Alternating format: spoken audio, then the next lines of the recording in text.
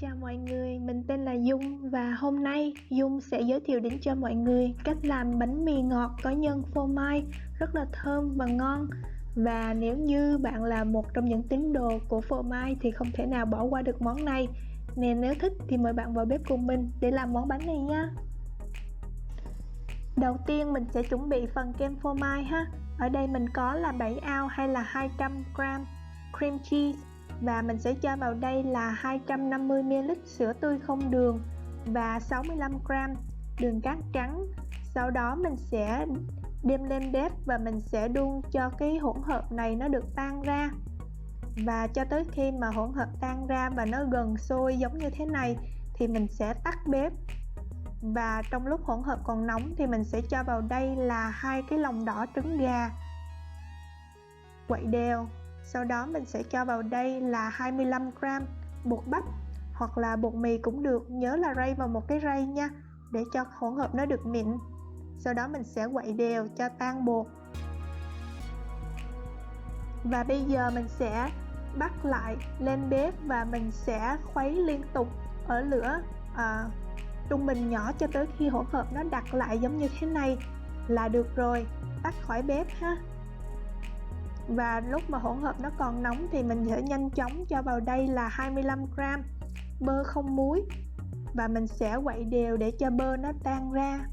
Và cuối cùng mình sẽ cho vào đây là nửa muỗng cà phê tinh dầu vani và cũng sẽ quậy đều. Vậy là cái phần kem trứng phô mai của mình đã xong rồi. Bây giờ để cho hỗn hợp nó được mịn thì mình sẽ rây vào một cái rây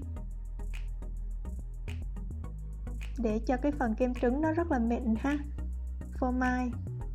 Đó, vậy là xong rồi. Bây giờ mình sẽ bọc lại và mình sẽ cho vào tủ lạnh cho tới khi mà cái phần bánh mì của mình đã được sẵn sàng.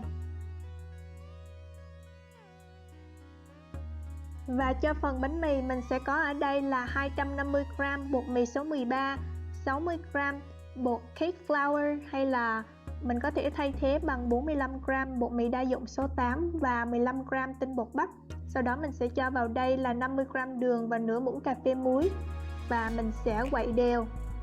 Và bên này mình có là 90ml sữa tươi không đường và 60ml whipping cream là kem béo đã được làm ấm trong lò vi sóng khoảng 30 giây.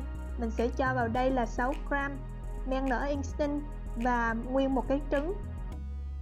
Thường thì men nở không cần kích hoạt trước, nhưng mà do mùa đông thời tiết bên mình rất là lạnh nên mình cho vào đây để kích hoạt nha.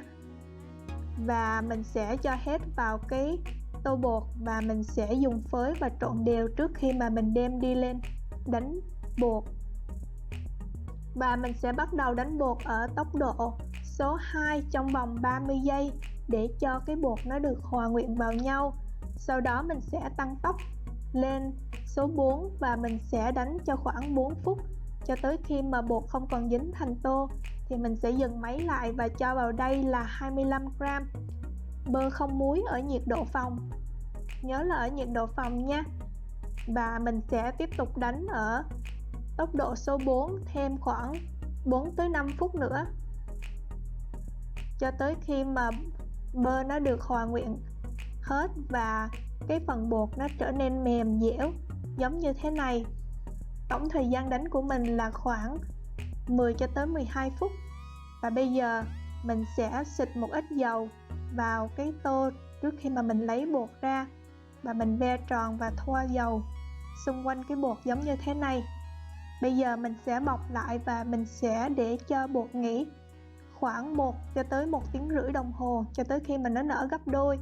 Thường thì mình ủ trong cái lò của mình nó có cái chế độ là ủ bánh mì nên nó rất là tiện, khoảng 1 giờ là nó đã nở rồi. Nếu bạn nào mà không có thì nhớ bỏ thêm một cái tô nước ấm vào nha.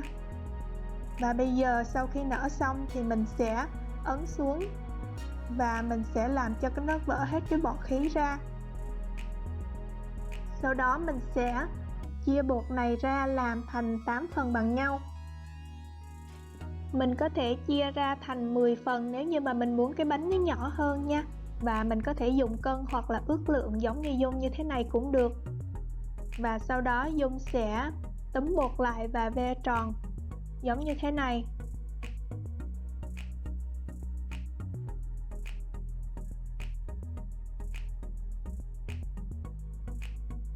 Và Dung sẽ tiếp tục làm cho tới khi mà hết bột. Và sau đó mình sẽ nhớ là đậy bột lại và để cho bột nghỉ thêm khoảng 45 phút nữa cho tới 1 tiếng đồng hồ trước khi mà mình đem đi nướng nhé.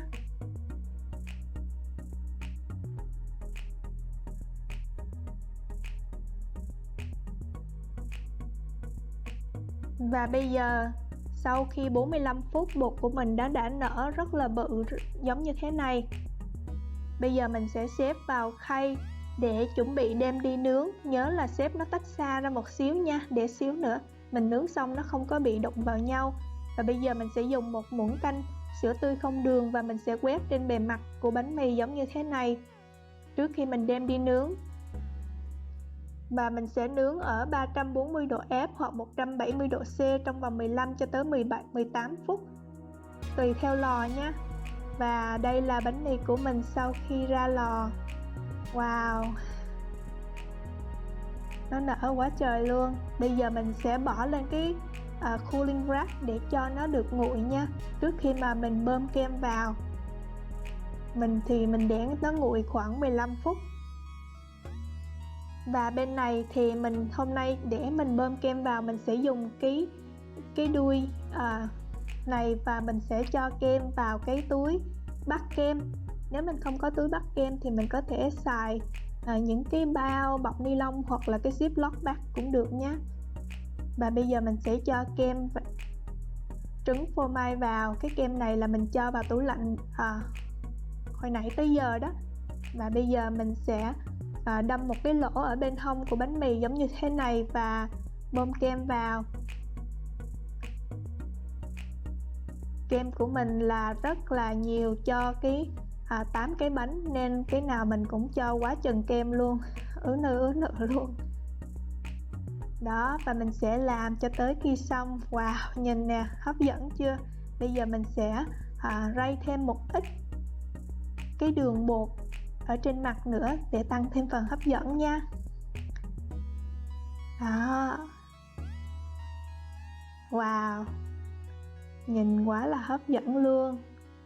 Bây giờ mình sẽ bẻ thử một cái ra cho mọi người xem nha. Cái nhân này rất là ngon và béo, rất là thơm. Nếu như mà mọi người ai mà cái fan của bánh su kem và fan của phô mai thì không thể nào bỏ qua món này. Chúc mọi người thành công với công thức này của mình và đừng quên là đăng ký và subscribe cho channel của mình. Cảm ơn mọi người rất nhiều.